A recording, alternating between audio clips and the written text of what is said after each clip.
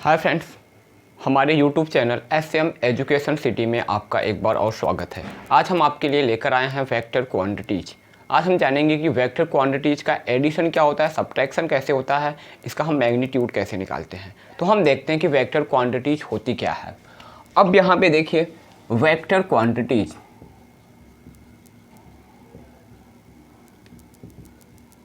Vector quantities इसमें क्या होगा, पहला तो मैग्नीट्यूड होगा, फिर डायरेक्शन भी होना चाहिए, मीन्स ये दोनों होना चाहिए, बोथ मैग्नीट्यूड एंड डायरेक्शन होना चाहिए। और दूसरा क्या होना चाहिए, ट्रायंगल लॉ का फॉलो करना चाहिए, ट्रायंगल लॉ भी होना चाहिए। तीसरा पैरेललोग्राम लॉ को भी क्या करना चाहिए, फॉलो करना चाहिए। तब जाकर के हमारी क्वांटिटी क्या होगी, वेक्टर क्वांटिटी होगी। फॉर एग्जांपल में लिख सकते हैं कि वेलोसिटी, फोर्स, इलेक्ट्रिक फील्ड, ठीक है, लीनियर मोमेंटम, एक्सीलरेशन, ये सभी हमारे क्या है, वेक्टर क्वांटिटीज हैं। ठीक है, वेक्टर क्वांटिटीज के लिए क्या चाहिए, मैग्नीट्यूड चाहिए पहली चीज़, दूसरा क्या चाहिए, डायरेक्शन चाहिए, और तीसरा क्या होना चाहिए, ये ट्रायंगल लॉ को क्या करना चाहिए, फॉलो करना चाहिए। और ये पैरेललोग्राम लॉ से भी इसका एडिशन हो सकता है, इसको ऐड कर सकते हैं हम, ठीक है, इन दोनों लॉ से, तो वो क्वांटिटी हमारी हो जाएगी वेक्टर क्वांटिटीज। लेकिन हम देखते हैं कि जो हमारा इलेक्ट्रिक करंट होता है, इलेक्ट्रिक करंट में दोनों है, मैग्नीट्यूड भी है, डायरेक्शन भी है, लेकिन ये ट्रायंगल लॉ को फॉलो नहीं करता है, इसीलिए इलेक्ट्रिक करंट को हम वेक्टर क्वांटिटी नहीं कहते हैं। ठीक है, जब इसको वेक्टर क्वांटिटी नहीं कहेंगे तो ये तीसरी क्वांटिटी हो सकती है, जिसे हम बोलते हैं टेंसर क्वांटिटी। इसमें ये दोनों हो, सिर्फ ये ट्रायंगल लॉ का फॉलो ना करे, ठीक है, वो टेंसर क्वांटिटी, उसके बारे में चर्चा हम बाद में करेंगे। आज हम जानते हैं टाइप ऑफ वेक्टर के बारे में, कुछ वेक्टर जानते हैं, उसके बाद हम आगे चलते हैं। ठीक है, तो देखिए यहाँ पे कुछ वेक्टर्स के बारे में हम जानेंगे, फिर हम आगे चलेंगे।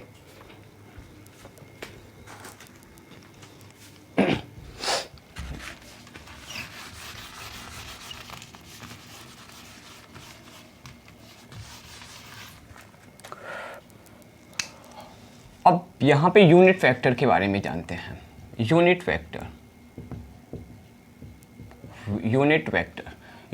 क्या होगा, ऐसा वेक्टर होगा जिसका मैग्नीट्यूड 1 होगा।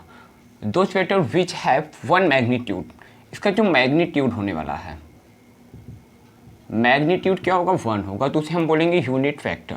तो यूनिट वेक्टर को जनरली हम कैप के द्वारा रिप्रेजेंट करते हैं, कैप के द्वारा रिप्रेजेंट करेंगे।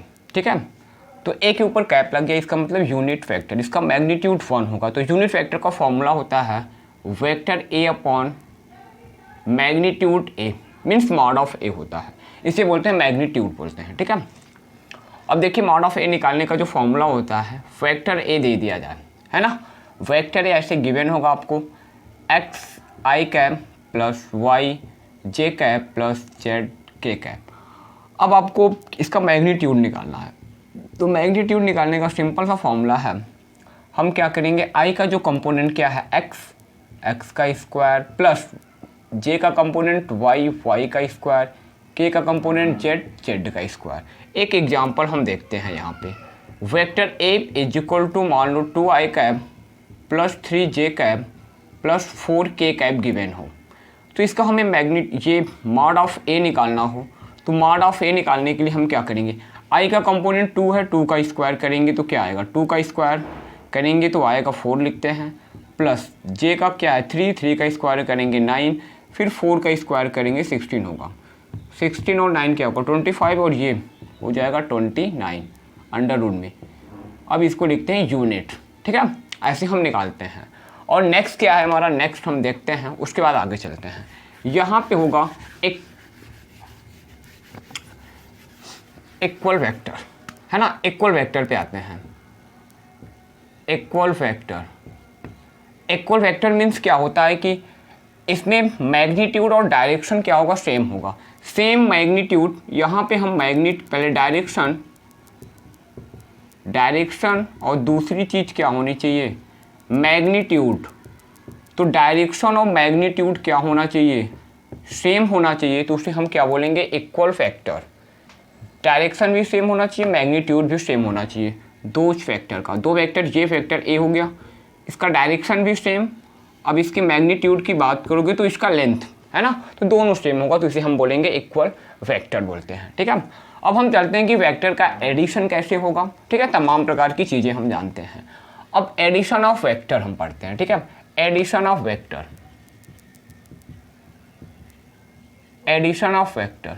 तो वेक्टर के एडिशन के लिए सिंपली क्या है, इसमें हम क्या करेंगे, कोई एक वेक्टर होगा। ठीक है, इसमें हम इसका जो रूल होता है, इसका जो फॉर्मूला है ना, हेड प्लस टेल, तो ये कोई वेक्टर हो गया। इसका जो आगे वाला भाग नहीं, हिस्सा नहीं देख रहे हैं, इसको हम बोलते हैं हेड। ठीक है, इसे क्या बोलते हैं, हेड। और ये क्या है, ये टेल है। तो हम एडिशन करते हुए हम क्या करेंगे, हेड को टेल के साथ कंबाइन करेंगे। इससे हमारा ये फैक्टर हो गया, कोई फैक्टर ए, और ये कोई फैक्टर क्या है, बी। ठीक है, अब ये देखो, ये फैक्टर ए का ये हेड हो गया और फैक्टर बी का ये क्या हो गया, टेल, ये दोनों ऐड हो गया है। तब ये बन गया हमारा क्या, ये रिजल्टेंट वेक्टर आर हो गया। R is equal to vector A plus vector B.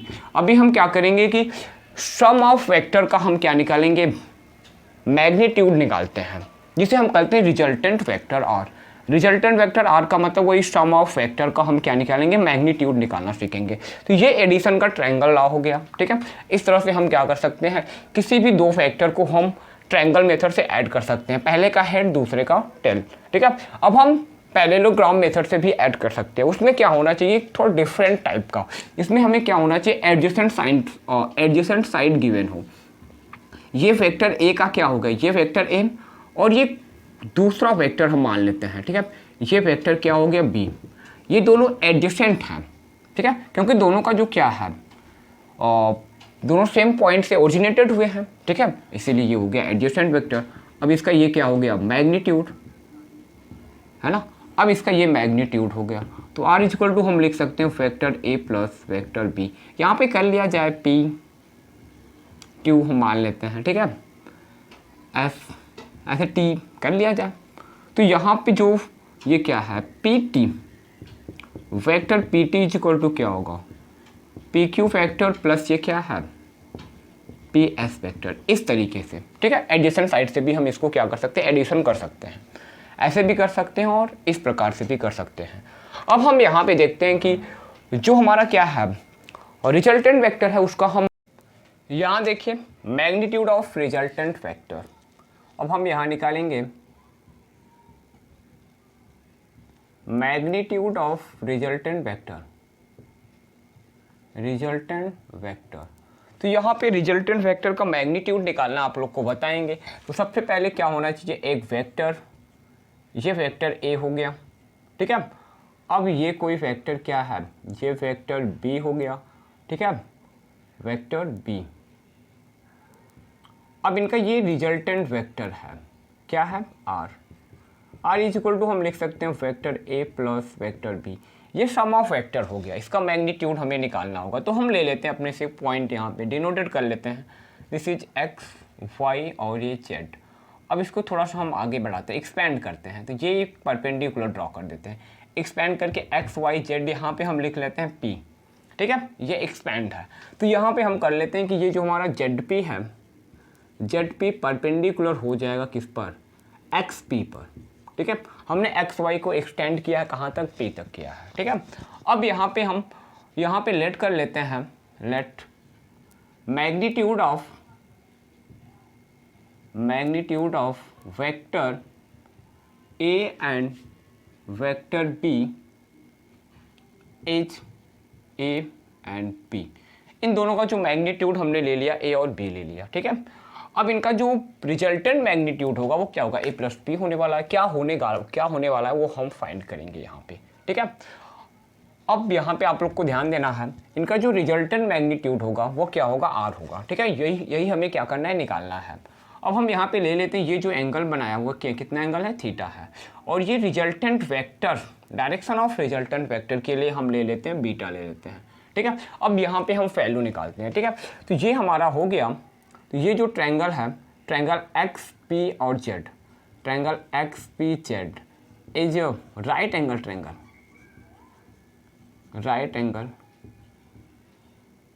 Triangle right angle triangles हो गया एट पी पर राइट एंगल है, तो यहाँ पे हम लगा सकते हैं पाइथागोरस थ्योरम लगा सकते हैं।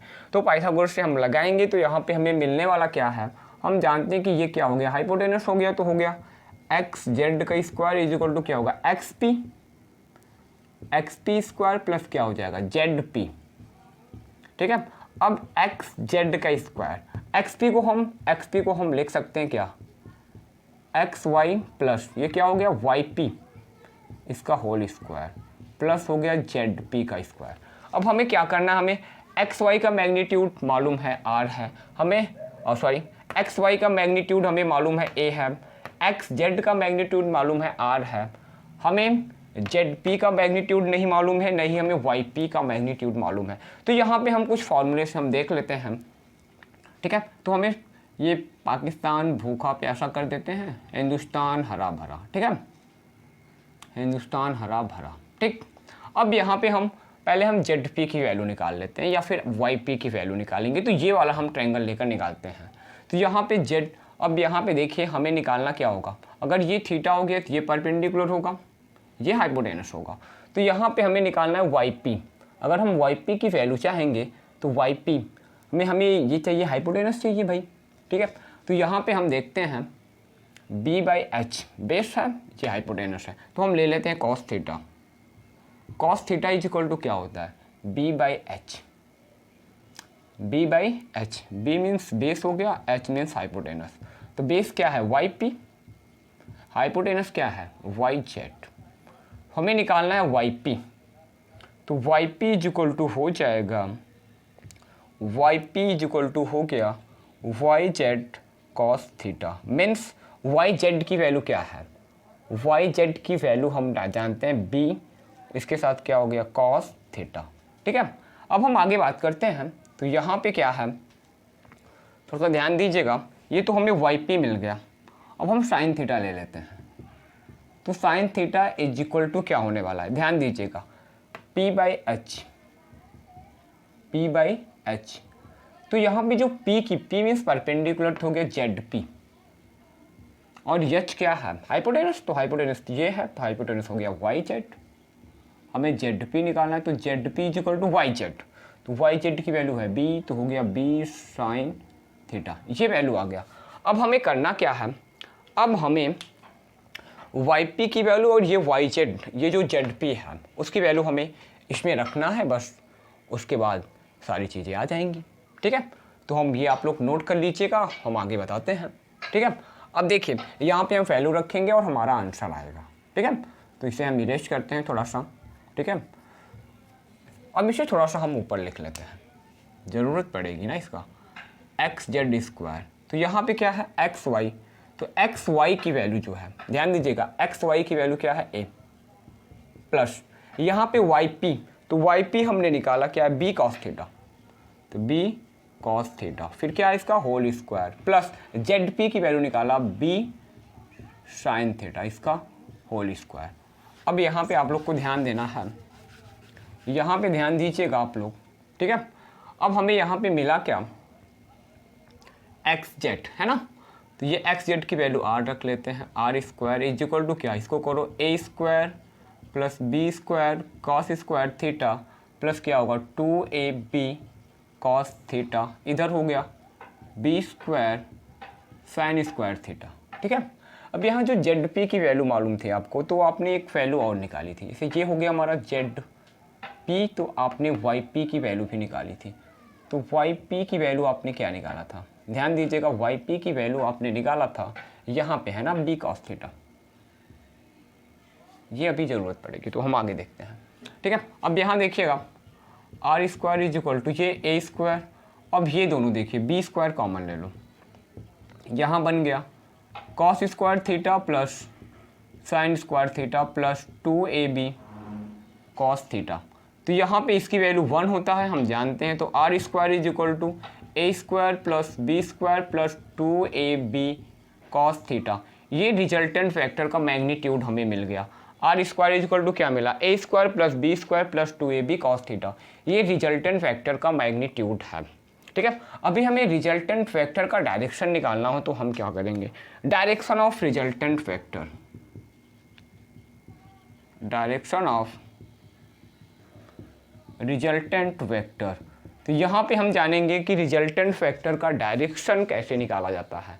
तो रिजल्टेंट वेक्टर का डायरेक्शन के लिए हमने क्या लिया है, बीटा लिया है, तो हम यहाँ ले लेते हैं tan बीटा। तो tan theta is equal to या फिर tan beta is equal to आप लोग जानते हैं परपेंडिकुलर अपॉन बेस। तो परपेंडिकुलर ये हो गया, परपेंडिकुलर हुआ ZP, बेस ये हुआ आपका XP। तो XP को थोड़ा सा एक्सटेंड करिए, XP को करेंगे तो हो जाएगा XY प्लस क्या होगा YP। अब यहाँ पे आप जानते हैं ZP की वैल्यू क्या है, ZP की वैल्यू है B sin theta, B sin theta upon XY की वैल्यू क्या है A प्लस YP की वैल्यू क्या है B cos थीटा। तो ये हो गया डायरेक्शन निकालने के लिए B sin theta upon A plus B cos theta. ठीक है, अब हम इस रिजल्टेंट वेक्टर से रिलेटेड कुछ न्यूमेरिकल्स देखते हैं, उसके बाद हम आगे चलते हैं। ठीक है, अब देखिए यहाँ पे हम एक क्वेश्चन की बात करते हैं। क्वेश्चन क्या है कि if magnitude of vector A and vector B is equal to the magnitude of resultant vector, कह रहा है कि if the magnitude of vector A and vector B is equal to the magnitude of resultant vector, means A और B का जो magnitude है वो resultant vector के मैग्नीट्यूड के इक्वल है, then the value of theta की वैल्यू क्या होगी, then the value of theta एच, थीटा की वैल्यू क्या होने वाली है। तो यहाँ पे पहले हमें गिवन क्या था कि जो हमारा दोनों वेक्टर का जो मैग्नीट्यूड है, वेक्टर A का मैग्नीट्यूड A होगा, वेक्टर B का मैग्नीट्यूड B, इन दोनों का जो मैग्नीट्यूड है R के इक्वल है, रिजल्टेंट वेक्टर के मैग्नीट्यूड के इक्वल है। दैट इज हम कर सकते हैं A is equal to V is equal to R। तो आपके पास फॉर्मूला था R square is equal to A square plus B square plus 2AB cos theta. अब सब A की जगह भी R रख देते हैं, B की जगह भी R रख देते हैं, तो मिलेगा 2R इंटू और कॉस थीटा। अब यहाँ R स्क्वायर ये हो गया 2R स्क्वायर, इधर भी 2R स्क्वायर कॉस थीटा। ठीक है, अब R स्क्वायर कॉमन ले लेते हैं, 2R स्क्वायर कॉमन ले लिया जाए तो मिलेगा 1 प्लस कॉस थीटा।